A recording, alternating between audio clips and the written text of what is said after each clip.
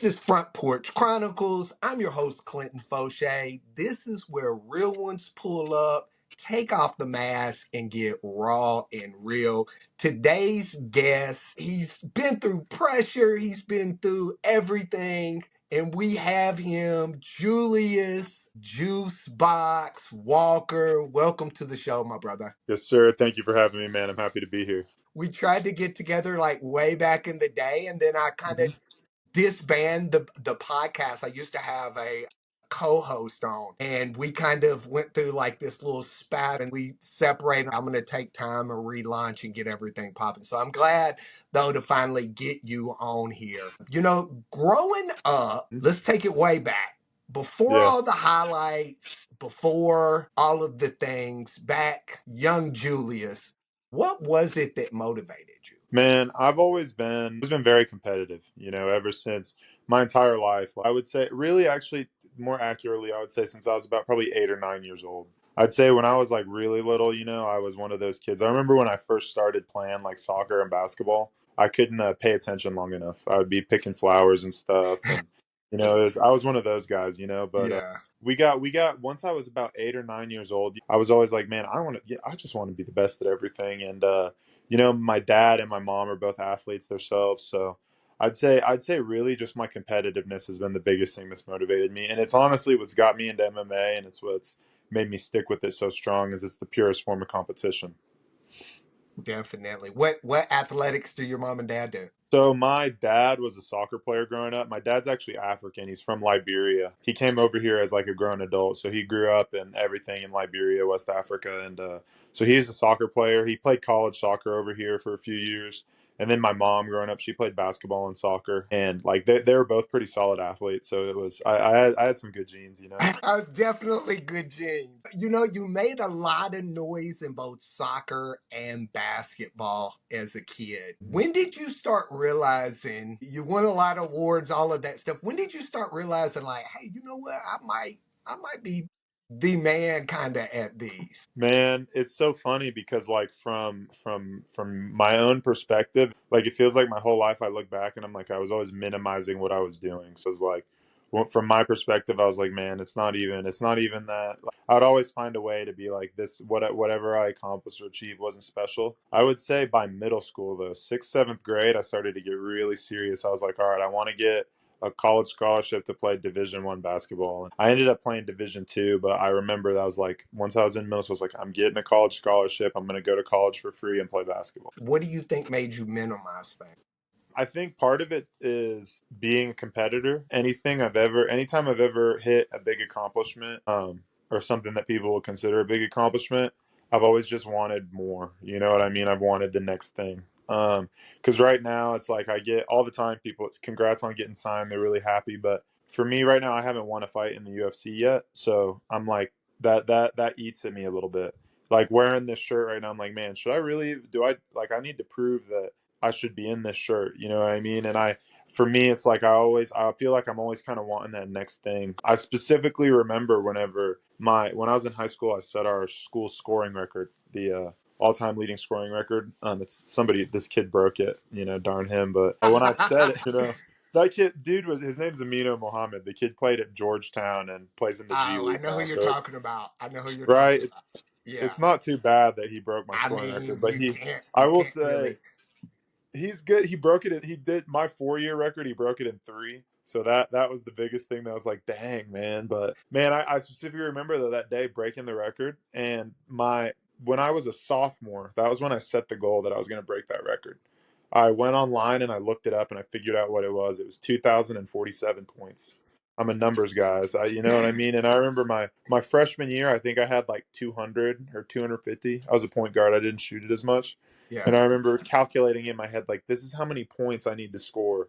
And they're probably still somewhere at my mom's house. I would have our schedule and I would put how many points I had and then how many I have career. And then on the other side would be how many I have left till I break the record.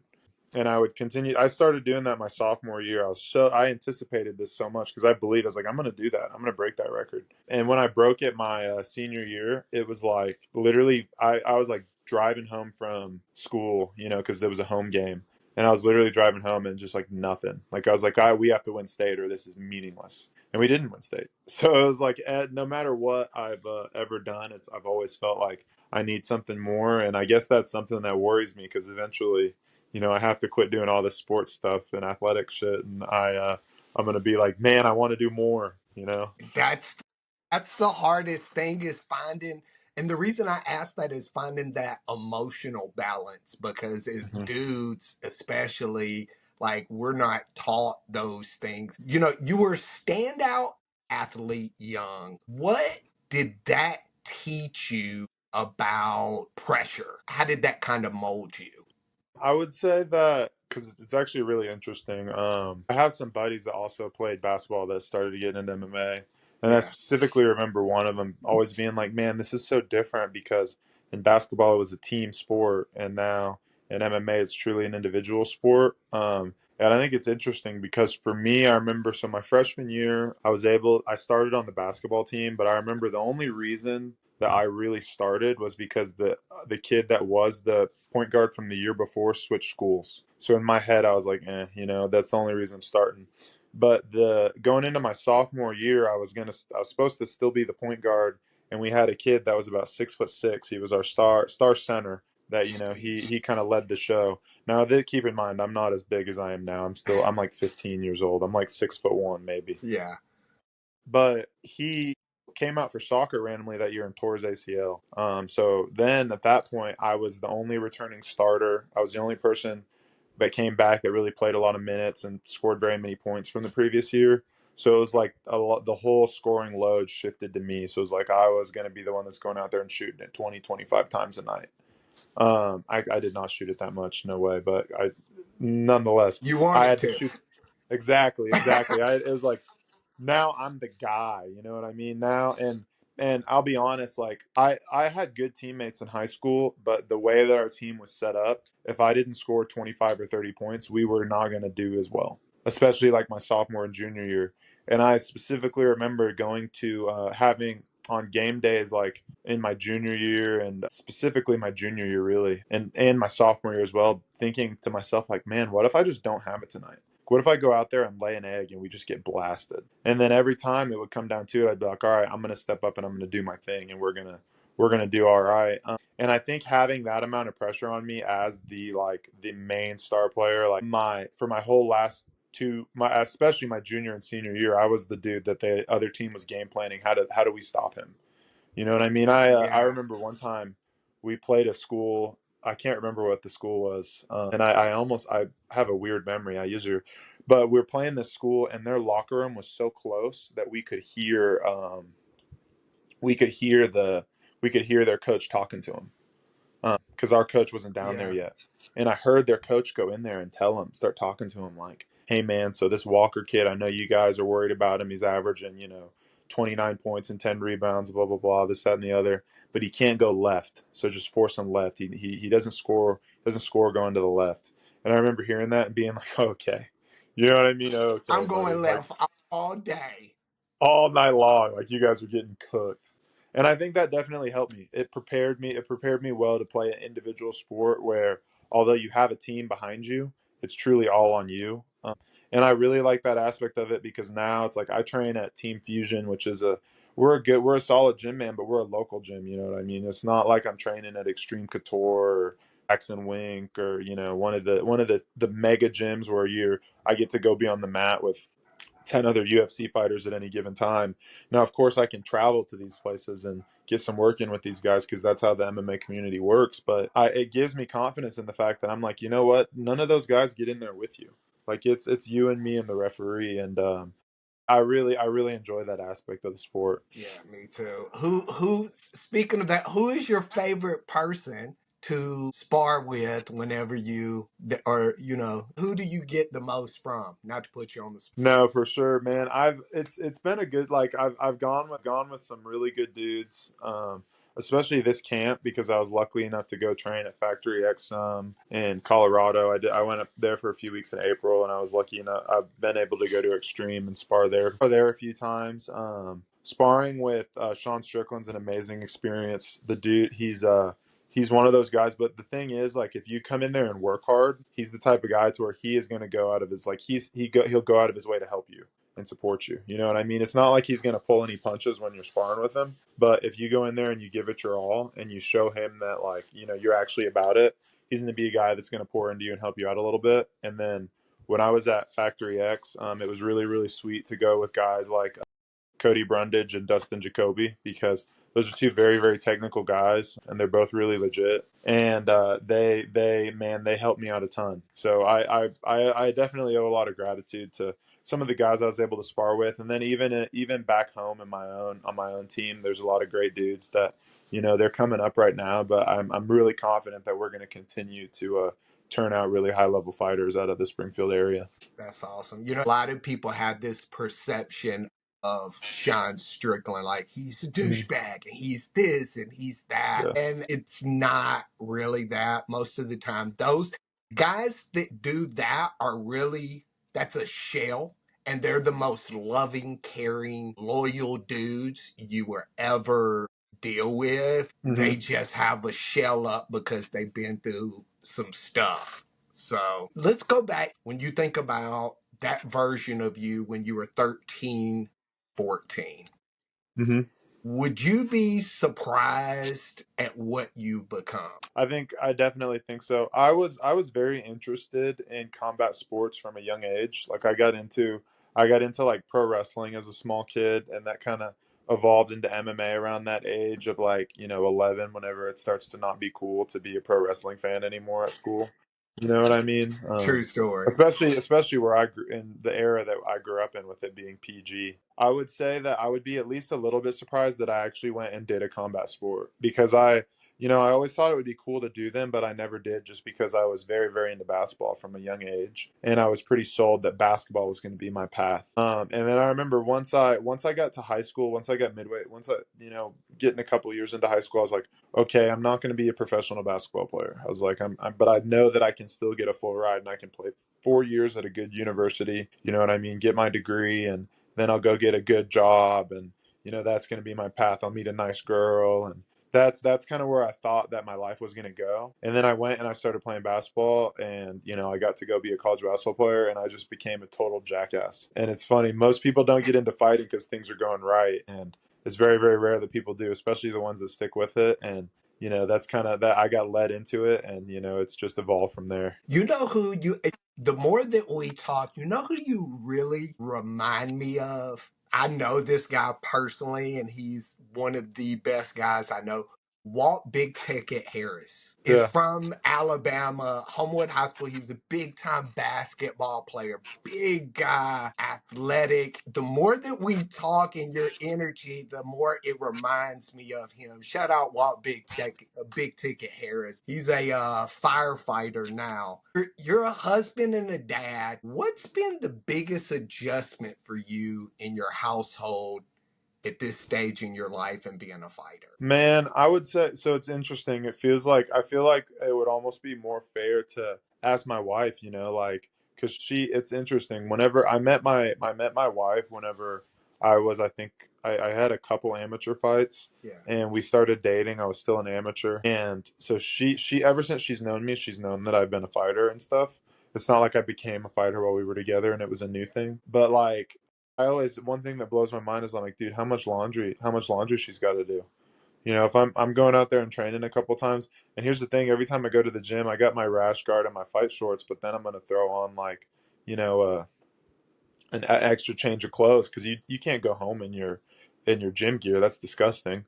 So I'm gonna change my clothes, and that's dirty. I do that 2 or 3 times a day. She's washing 4 outfits a day. But I would say, one thing that, you know, I think for all fighters, you can speak to it on some level, is just being able to come home and relax. Because I think there's a lot of guys, especially when they first start fighting, that they think they've got to really be just intense at all times, so that whenever they get in the cage, they're intense. But I think if you spend all your time living like that, it's really hard to, you don't even have a switch anymore. You never turn it on and off. So I think it's really important to remain calm at all times. Not at all times, but remain calm as often as possible, and trust that you can flick that switch, and, you know what I mean, be ready to go when the time comes. And I feel like as I've started to understand that, it's made my home life a lot better, between like cutting weight and being able to not be grumpy and not care what, you know, like my wife and daughters are eating when I'm eating my own stuff. And I think that's been able to really help me like adjust into living this lifestyle, because the goal is to do it year round. Well, number one of the things I've always noticed with fighters who have longevity is a solid woman in their corner is colossal. And number two is having that soft spot with kids. Constantly being angry and constantly being in that mindset, bro, it is taxing. Like, you have to be able to, like you said, flip that switch. And if you can't flip that switch and you just leave that switch on, burnout. You will not,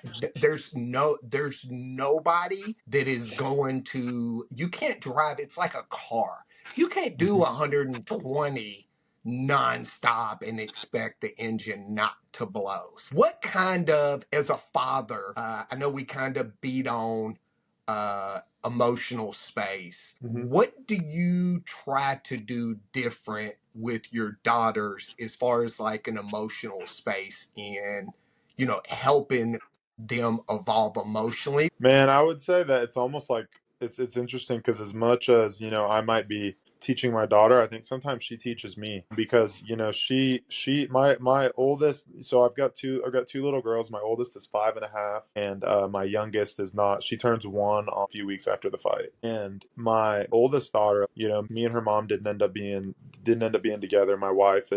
I've got my youngest daughter with my wife. Oldest daughter's mom actually passed away this past April. Sorry to hear I that. No, I appreciate it. It's just really interesting, because my daughter is able to show so much grace at times, with me, that it's really, really blown my mind, because I specifically remember I was cutting weight, and I got really frustrated with her one time. She didn't really do anything wrong. She was just being a 5-year-old girl. And she literally asked me, she said, "Daddy, why are you frustrated with me?" And I thought about it for a second, and I was like, baby, I'm sorry. I'm a little bit stressed out, and I'm sorry that I got frustrated with you. And her response was like, "Daddy, I'm really sorry that you're stressed." And she gave me a hug. And it was just one of those moments where I was like, she is showing me so much grace in these moments, and she's able to process and deal with things like, she's 5.5 years old, and she's processing losing her mother. And obviously she only understands it on some level. She doesn't fully understand that. But she's really shown me a lot of, like, being strong isn't necessarily always the dictionary definition of it. And she's helped me understand that in order to deal with things and grow as a person, you can't necessarily just push everything down. You've got to take it head on. You can't ever be brave if you're not a little scared. So I think Ooh, I that's like really a that. big thing that she showed me. The first I heard, Poirier said that to Chandler after they fought. That's where first I think that's who I heard that from. I love that you're honest enough to say, you know what, that wasn't me. My oldest daughter, she's 21 now. Her mother passed away Hmm. when she was 15, Hmm. and she moved with me. At that time, she was 15. She was confused, like there was so much going on. And to be honest, as a father and as a man, I was confused and lost because I never was brought up to know what love and relationships were, or what it is to have emotional security, or to provide emotional security, or all of those things. So when you said that, the hair stood up on my arms, because my oldest daughter, like your daughter, shows a lot of love, grace, and mercy, and has Hmm. taught me. I can't even put into words of the things that she's taught me, or how grateful I am for her. And I tell her like that all the time.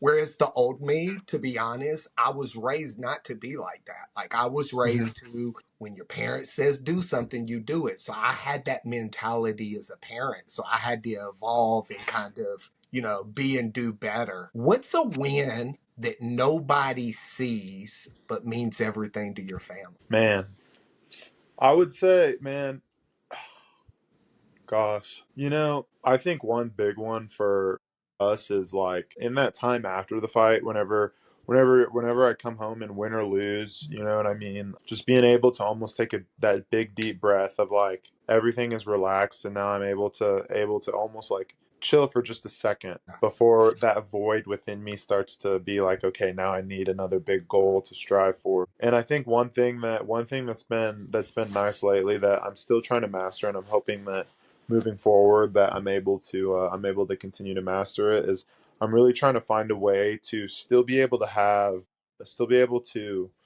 not necessarily get down, because sometimes for me I can get a little bit down and dark whenever I don't have a fight scheduled, because I need that date. I need that almost like it's a purpose. But with having a family, having a wife and daughters, um, being able to be like, that's my purpose. You know what I mean? As being a husband and being a father, focus on that. Why do I have to have a fight to feel like I have the purpose? Why do I have to have a fight to feel like I am obligated to work hard in every aspect of my life? Because one thing I've noticed is that fight camp will bleed over into my life. I truly believe I'm a better person when I'm in fight camp, because I just work harder in general. And I really think that a win for me that I don't think I've necessarily fully achieved yet for me and my family is whenever I get to the point where I live the lifestyle and that there's no up and down, and that I'm able to continue to feel fulfilled and feel purposeful even whenever I don't have a fight scheduled, and that I'm still working towards that even whenever it's not necessarily on the docket. Ooh, I like that. I like that. Speaking of fights, your first fight was a short notice fight, which is a lot of people don't know is super difficult to do. So kudos to you, number one, for taking a short notice fight. Put me in, coach. It was fight of the night, but unfortunately things didn't go your way. Hmm. What was it that you learned from that process? Because it's a completely different thing. 100%. Man, I would say the biggest thing I learned from that fight and that whole ordeal was just for one, the importance of staying grounded, which I felt like I did a decent job of it. But part of it was because it was just so fast. There wasn't a lot of time for me to build it all up in my head. And when you enter the UFC, it's a bit of a whirlwind. The medicals are a lot more extensive than they are on the regional scene, so you've got to get those medicals done quick. And for me, it was like I got the fight on Wednesday evening and I needed to fly out for Seattle on Tuesday. So I needed to and also, if I remember right, that the Monday was President's Day. So a lot of places were closed on that Monday. So I wasn't able to really I needed to get those medicals done Thursday and Friday. So it's like doing medicals. I had to crash cut some weight because I was a little bit over what I really should have been at that time. And man, it was so fast. That would be the aspect that I learned from all that was just like, dude, it's all the same. At the end of the day, you get in the cage and fight. And as cool of an experience as it was to walk out in front of 17 or 18,000 people and fight in the octagon that I watch on TV all the time, as cool of an experience as that was, it was still just a fight. And then I would say from the fight itself, the biggest thing that I learned was that I have to create and mold a style that's sustainable over the course of the entire fight. Because if you look at my record, I've got a lot of finishes. All my pro wins are by finish, and all but one of my amateur wins were by finish. I had one decision win as an amateur, and the whole fight, my shoulder was out of socket. I popped it out in the 30 seconds into the first round. Gee. And like, I've lost, so I've had 5 fights go to decision, and I've only won that one. All 4 of my losses in MMA are all decision losses. And I think what I finally started, it's like, dude, my style, obviously it generates finishes at times, but it's not always sustainable. I went out there against Menefield with the intent of pressuring him, holding him on the cage, dragging him into deep water. You know what I mean? But I didn't necessarily have what I needed to sustain that over the course of 3 rounds. So you saw me have this huge adrenaline dump midway through round one, and then be somewhat gassed for the last 2.5 rounds. And I think a lot of that came from, I remember it was specifically, I came over the top with an elbow and then I threw like a 3-2 or a 1-2 or something like that and hit him pretty clean. And I remember seeing his eyes kind of go like, his eyes got wide and I was like, oh man, that rocked him. Yeah. And he hit the cage, and I think he probably would have fallen over if the cage wasn't there, And then and in my mind, I'm like, oh, he's rocked. I've got him, and I go to shoot the double because I'm thinking I got him rocked. I'm going to drag him down, and I'm going to finish the fight on the ground. I'm going to get on top of him, and I'm going to ground and pound. Because if you look at my fights, that's how most of them go. You know what I Yeah. mean? I drag the guy down, and then I ground and pound him. And I'm thinking, oh man, even though we're in the UFC, I'm still about to come out here in 2-3 minutes and drown this guy and ground and pound him. But whenever I shot in on that double leg, he was not done. You know what I mean? He was still ready to go. He was still fighting, and he stuffed that takedown, pulled me right up, and I got real close on that takedown too. I almost drove him over, and he pulled me right up and separated. And I remember being like, oh, "Crap!" It was almost like whenever I hit him with that punch, mentally I was like, "This fight's over." And it turns out, no, it's not. You're not done. You've got to do something else. And I think I wasn't necessarily ready for that to happen. I'd never hit somebody with that big shot, and it didn't just finish them off. And I think that showed me I've got to develop a style where mentally I'm preparing to go out there and dominate you for 3 rounds. You know what I mean? I'm not going out there to beat guys up in the first, and if I do beat them up in the first, it's a bonus. So I think that's one of the big things that I learned from that fight was like develop a style that's sustainable over the course of 15 to 25 minutes. Yeah, that's huge, and it's different. It's kind of like how they say, like how you were talking about the difference between D2, D1, whatever. It's a definite. It's like the same thing with baseball. It's like AAA baseball compared to the major leagues. Night and day Hmm. difference. A lot of people get so caught up in, which you not, but a lot of people get caught up in being successful in the regional scene and just think that they're going to roll into the UFC and it's going to be the same thing. And it's like, bro, no, you didn't come out victorious. Hmm. How do you handle the disappointment from a loss? Well, I would say, my first few losses in MMA, that was really tough. And after at one point, I had lost 3 out of 4 as an amateur, and I was 4-3. So in my head, I was like, man, I'm about 500. You know what I mean? I gave this a try, blah blah blah. And those thoughts started to cross my mind. And I think one big thing for me was I had to shift from a results oriented approach to a process oriented approach, and focus on just getting better over time, and focus on like becoming a better version of myself necessarily than winning and losing. And I think that really applies to almost everything in life in general. But I think once I kind of developed that, it made it a lot easier to deal with the ups and downs that naturally come with the sport. And then with this last one, I would say, man, the biggest thing that helped me deal with losing was that $50,000 bonus check. 50 G's always help. A lot of people get caught up in wins and losses. And I'm not Hmm. saying that it's okay to take a L, but it's the process, right? And Hmm. it's the longevity and it's building habits, tendencies, and traits that does that. And you're not going to just come out and get 50 dubs, and especially not at an elite level. You're gonna Hmm. have to kind of learn on the fly, and you're gonna have bumps and bruises, literally. What in your life, what's been one of the lowest points that you felt, and what did you do to help pull you through? Man, so I would say there's been a couple times for me. The first being after I stopped playing basketball. I started off at Drury University, which is a Yeah. Division II school here in Springfield, and I played my freshman year there, and I did okay. You know what I mean? I played in almost every game. You know, I was able to, and for a freshman, it's not bad. We were a good team. We made the D2 national tournament, and going into my sophomore year, I think I was convinced that I was gonna work really hard and be the new guy and be a star just immediately, and it was just gonna come easy to me. And I think that once when we started the season and everything wasn't just handed to me on a silver platter, I started to kind of lose all of that work ethic. I mean, I wasn't really showing any real true work ethic. So it's like I wanted things and I wasn't putting in the work. I was looking for an outcome and I wasn't putting in the input that I needed to get that outcome. And then, I quit Drury's basketball team in the middle of the season. I went in there and I told the coach I'm just done. I mean, I decided to go transfer to the rival school almost to try to, I didn't even really, yeah. I transferred to the main rival school, SBU, which was 30 minutes north, another D2 school. It's in the same conference. And I was like, you know what? I'm really going to stick it to them here. You know what I mean? And I went up there and I was never focused. I didn't stay on it. Got in a little bit of trouble, you know.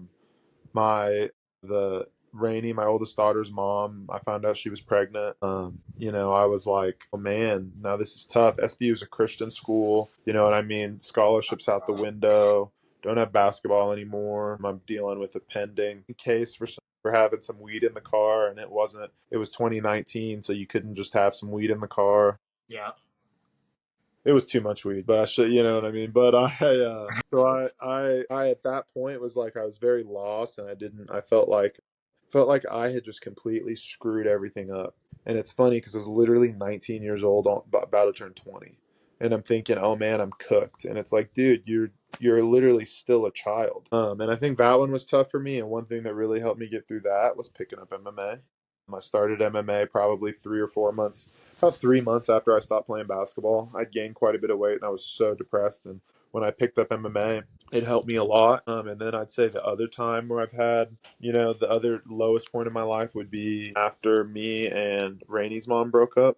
Had a really, really hard time dealing with that. I mentally was a little bit broken for a while, and I developed this image of myself in my head that I was a bad guy. You know what I mean? And I was like, I'm going to be a bad boy now. You know what I mean? I'm going to try to be some fake gangster. And I was doing MMA as well, and I think that contributed to it all. I was like, I'm a fighter, and I'm tough, and I do, you know what I mean? So I thought that's what I needed to do. And then, for one, my wife and her family became involved with our gym. They were her at the time. Her mom was in charge of a local Christian school, and they started doing their PE classes at our gym.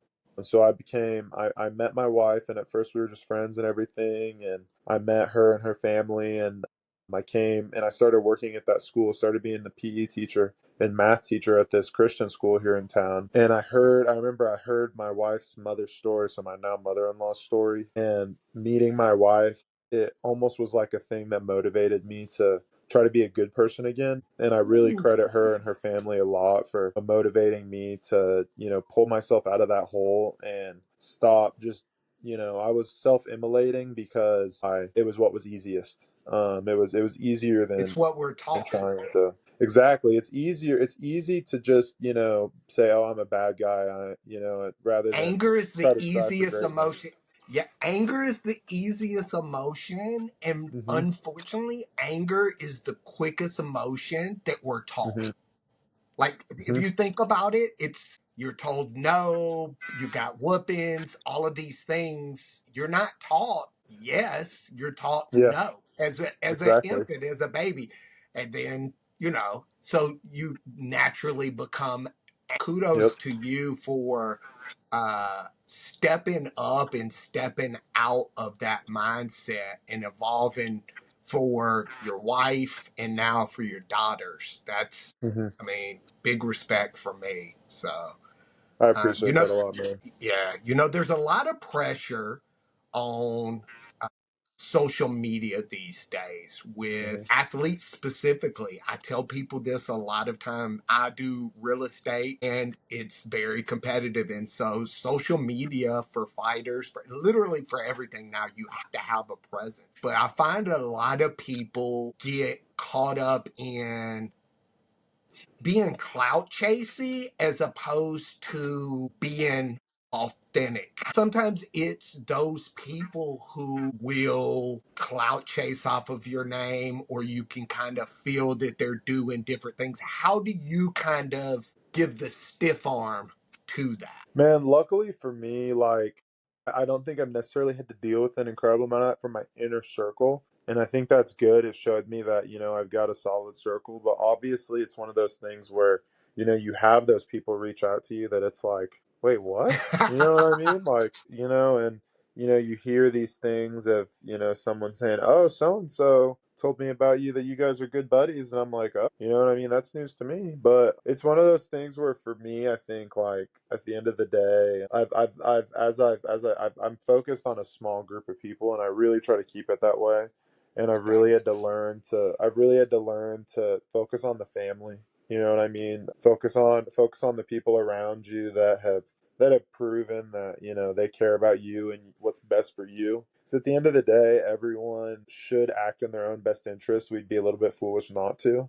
But, there's going to be people out there that will put your own best interest, at heart as well whenever they act towards you. And I think that that's really important to find those people and, stick close to them, and really be wary of just everyone around you in general. 100%, especially when you get this first dub. I know we talked about Christian schools and stuff like that in your faith. Has there been a moment when your faith became real? I'd say for sure I've had a lot of times on this journey where I've just had some really, really good fortune, and things have happened at times that, it's almost like there's no other explanation for this right now. I remember it was a few weeks before I get signed to the UFC. I'm preparing for that fight. About a year before I made it, but about a year before I get signed, I truly made that decision that I'm going to really go all in on this thing. And I was working at a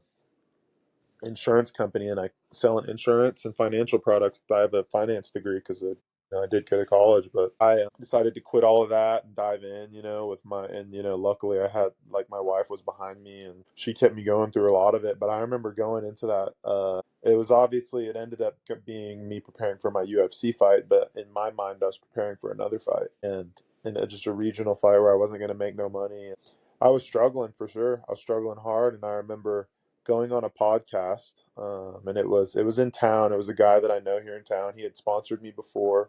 Yeah. Owns a company called Sun Solar. I thought I was just going there to go on a podcast. You know what I mean? And I was struggling at the time. I was struggling big time. And I remember we get midway through that podcast, and he friggin' pulls out the big check, you know what I mean, and gives me $2,000 and says, "Hey man, guess what? You pick a UFC event, and I'll take you. We'll go sit on the floor together." So he ended up he got tickets for us to go to UFC 313 in Vegas, and I specifically remember that day just being like, man, what am I gonna do here? You know what I mean? How am I even gonna make it to this fight? And at that time, $2,000 was dang near what I made in a month. You know what I mean? So it was huge for me at that time. It was one of those things that showed me, maybe you are on the right path. And then I remember really not long ago at all now, whenever Rainey's mom passed away, that hit all of us really, really hard. You know what I mean? And I was very, very, I was down and low, and it wasn't 2 weeks later that I got offered this fight with Cerquera, and I think I needed that at the time. I really did. And obviously, it gave me something. It gave me a little bit of an outlet, and I do think there are things that, I still got to go back and try to unpack after this fight. You know what I mean? And really clear up the mental space, because I'm not going to sit here and lie and say that, everything's just normal and that I'm just okay. You know what I mean? I still that my heart still hurts as far as that whole situation goes, but I think that it was one of those things where it gave me something to push towards, that I needed a little bit at the time. And now I think I'm going to get through this, and I'm going to be able to, get myself fully in that mental space where I'm, able to deal with things, And healing. exactly, and to start to truly unpack these things. It's something that it's been 6 years, 7 years, and Hmm. I still struggle with. So anything I can kind of help do, I'll kind of share more with the story off air. Hmm. But yeah, anything I can do, I'm here to help. What's something that you are unlearning as a man today? Man, I think I've had to kind of unlearn that not processing emotions is how to be a man. You know what I mean? Not that men aren't sad, that men don't, go through the ups and downs. And obviously, everybody says that now, but when it comes time to actually, deal with something, it's really hard. That's definitely something that I'm in the process of unlearning as I go. What do you pray for these days? Man, really just, peace. I would just say peace for those around me, man. I would love to get myself to a position where my family doesn't worry about, anything. You know what I mean? I'd love to be in a position where, my wife can relax a little bit and enjoy some things for herself. She is I think she sacrificed more than anybody in all of this. You know what I mean? Her and my daughters more so than me. I'm over here pursuing a dream and getting to fight for a living and train for a living and be a professional athlete. You know what I mean? A lot of fighters talk about how much they've sacrificed, but you know what I mean? Training hard is not sacrificing. You know what I mean? My wife, dealing with the uncertainty of it all, dealing with me being up and down, supporting me through all of that. She's the one that's really, really sacrificed for me to even get to this position. And she's the one that provided me with the base to get to this position. So I would say if there's anything I pray for, it's just to, maybe at some point she's able to, do something for herself and, reap the rewards of everything that she's given up to for us to pursue this dream together.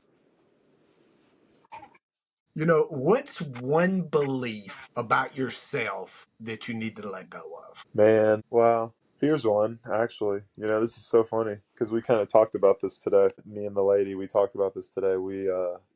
I've always had this belief that I'm a little bit of a smartass, and I don't, and it's led me to at times, sometimes like I could tell somebody something, I heard them say something wrong or do something, you know what I mean, and I just don't, or I purposefully act like unintelligent, because I'm worried about people's insecurities, and I think that that's one thing is at some point in life you can't spend all your time worrying about other people's insecurities and stuff like that. So I think that's probably one thing that I would definitely have to find a way to let go of. That's the hardest one because we're taught that taking care of self is selfish, Hmm. but that's there's so many things that we were taught coming up that we need to throw away. That would be one of them because, like, you have to speak your truth. And if you Hmm. can't speak your truth because you're worried about other people's insecurities, it's only going to create a mask or veil for you because then you're hiding behind what you truly feel. If you could talk to that 16-year-old version of yourself just for 1 minute, what would you tell Man, them? probably nothing. Probably nothing. He's got to figure it out for himself. I would worry that I would tell him too much, and I screwed up a lot. I say that everybody screws up a lot, but I needed Everybody.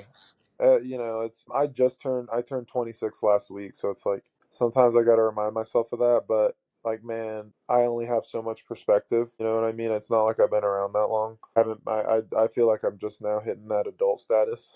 You know what I'm saying? But some of these young guns are calling me an unk now. It's like, dude, come on now. You're a child if you call a 26-year-old an unk. For anybody that swiped up True on my story. story. Yeah, for anybody that swiped up on my story and called me an unk, man, get out of here, bro. But man, I don't know. I just think like sometimes I think I needed to screw up. I needed to go through some of the ups and downs I went through, and 16-year-old me, like he's gonna have to figure that all out for himself. I feel the same way. I feel like God puts us through trials and tribulations for us to evolve. And Hmm. so, at times we feel like this is the worst thing in the world, but we need those failures to come back stronger and be successful. I might tell him to go buy some Bitcoin though. You know what I'm saying? I might tell him to go buy some Bitcoin or some Tesla or something. Maybe go buy Woo! some Nvidia. Like, go get in there, bud. Apple, all of that, all of that. When the noise fades, the lights go out, your name isn't trending anymore. Hmm. What do you hope your daughters, your wife, and even your critics say about you? Man, I really hope that they say that I was a genuine fella that gave it his all. I think if that is one's legacy as an athlete and as a person, they kept it real and they tried their best. You know what I mean? I don't think you can ask for much more. So I I would say, agree. yeah, that's what I got. Like, it's like I want to be that guy that people were like, he was a real one and he tried his friggin' best. He gave it all every time he went out there. And that's all you can do. Sometimes people get so caught up in wanting to do everything, they end up accomplishing nothing. Jack of all trades, master of none. So, bro, I super appreciate you coming on, not just for showing up, but showing up the way that you have with such humility, grace, and sharing your story with me today. The world needs more young guns like you, somebody that's going to fight not just in the cage, but for purpose, man. We live in a very unauthentic world. And so to have somebody that is authentic, thank you, man, for pulling up. We will be cheering for you in a couple of weeks. And that you are always welcome on the front porch. We are signing off, and keep it real, keep it rooted, and we'll see y'all next week on the front porch.